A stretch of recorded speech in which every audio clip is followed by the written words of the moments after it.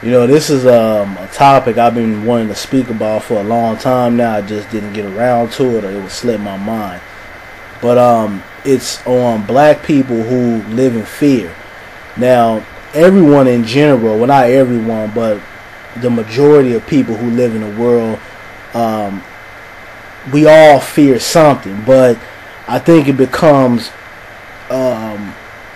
somewhat of slavery when you're in fear of being who you want to be, or saying some of the things that you want to say. Whether it's you dealing with fear of coming out with your sexuality, or fear of speaking for your people, fear of pursuing a certain career that you want to go into. A lot of people deal with that in their everyday life, but when it comes to black people, I think it's more detrimental for us, because we do deal with post-slavery and even the modern day slavery, which a lot of people try to look over, but slavery still goes on to this day. We might not be out there picking cotton and all that, but you have things like the prison industrial complex. You have the educational system that is keeping a lot of our people deprived. So slavery still goes on. Just because we're not on the cotton field, you have the so-called house nigga and field nigga, doesn't mean that slavery is not going on. But fear can keep you in bondage. It can keep you from growing, not only in society but as a person. And I look at a lot of these athletes out here and just people within the media, and they'll say something not in the wrong, just like, for an example, Richard Sherman. He came out and said what he had to say. He had won the game, he was going to the Super Bowl, and he called out somebody who disrespected him, or he felt like disrespecting him, and so-called got out of their body, and he said what he had to say. But then he turned around and he apologized to the same people who call him a thug or call him a menace. Now, this is not a brother that's a thug. This is a brother who comes from Compton, dealt with a lot of issues, whether it was from living in poverty, or coming from a single parent household, or dealing with gangs and all the other things that come from living what we would call the so-called inner city. And he was able to get his stuff together, take his talent, and progress his life with it, with a scholarship, and being able to go to a prestigious college and then make it to the NFL level. But the media called him a thug. They called him a menace, basically, for speaking his mind, and simply by the way he looked. And he turned around, he apologized for it. And I thought that a man at his level, we're not talking about college level, we're talking about professional football player. He didn't do anything out of line. He didn't insult anybody. He basically was excited because he won the game, and he proved a lot of people wrong. I'm sure those comments didn't come just from the person he was addressing. It probably came from people in his life that told him he wasn't going to be shit, or told him you'll never get to this level, or teachers or family members or so-called friends that doubted his ability to get to that level. And he said what he had to say, but then he turned around and he apologized to the people that ridiculed him and called him a thug and called him a menace. And it comes from a perspective of living in fear and being afraid to be who you want to be. And I think in the black community, there's a lot of people out here that are afraid to speak up for things that are going on negative in their community, in the media, or just in their regular life, because a lot of us deal with this post-slavery type of mindset. And then you have, and I have to keep it real, we have the church.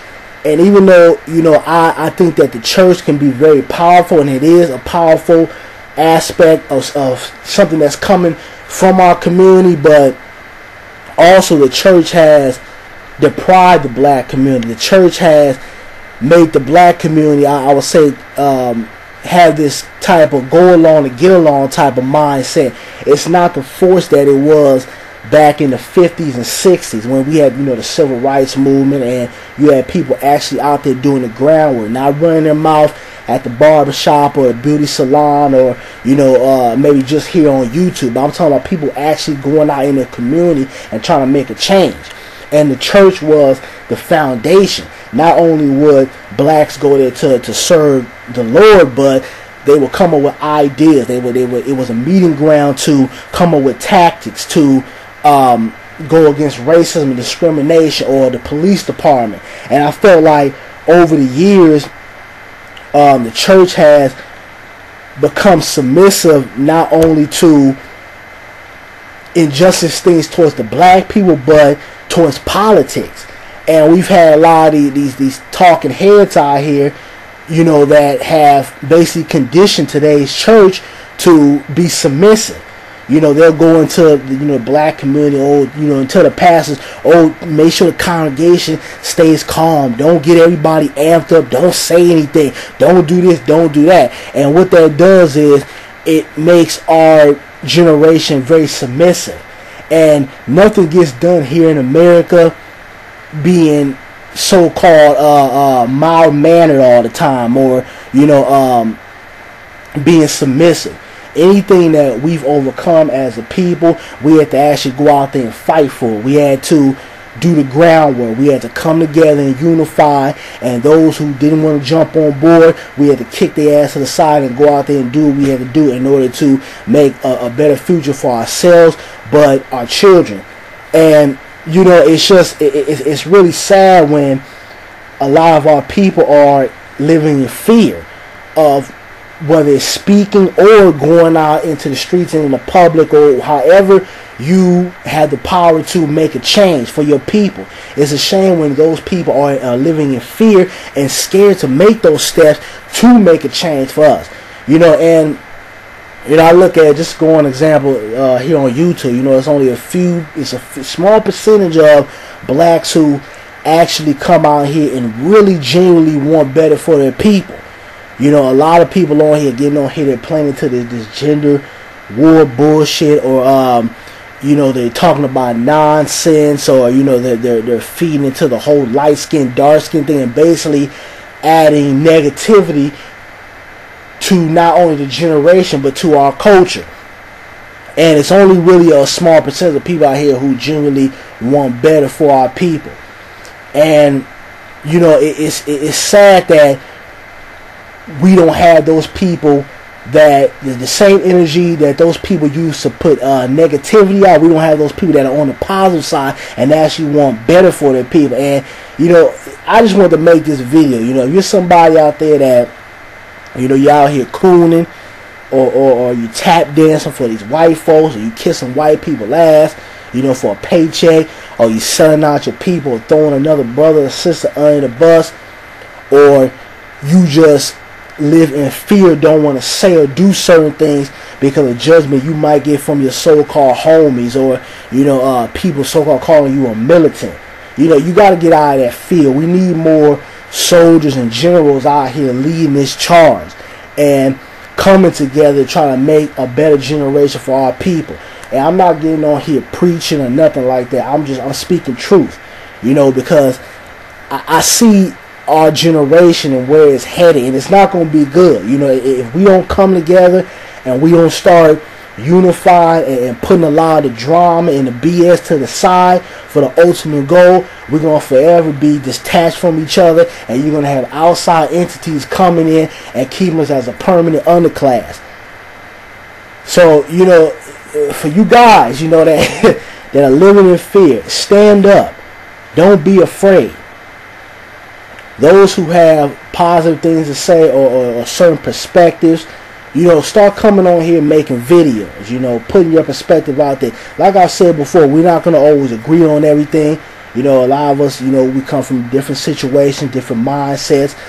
Some people are very one-dimensional. Some people are a little more on the selfish side. Some people just don't give a damn, So I understand that, but I think it's time for us coming together to come together and start loving each other and start unifying to create a change. Because if we don't do it, nobody else will. So I encourage those to come out here and start doing videos. And you know, I get a lot of personal messages, whether it's in my inbox or whether it's on Facebook. You guys that, you know, tell me all these thoughts and things that you feel about the black community, or what we should do, or how I can change something. Make videos. Come out here. Start doing things within your community. Start speaking to one another. You know, don't come in my inbox and tell me all your thoughts and dreams and everything like that, but then you're afraid to share that with the public. And I understand that all of us are not leaders, all of us, you know, are not speakers, but at the same time, it's important that we all are heard, and every aspect of us is heard. So, you know, that's my video. You know, you guys stay peaceful. You know, don't come out here and coon. Those who are cooning in our community, it's time that we separate ourselves from them, because they're detrimental to the progression of our people. But I'm out. Peace.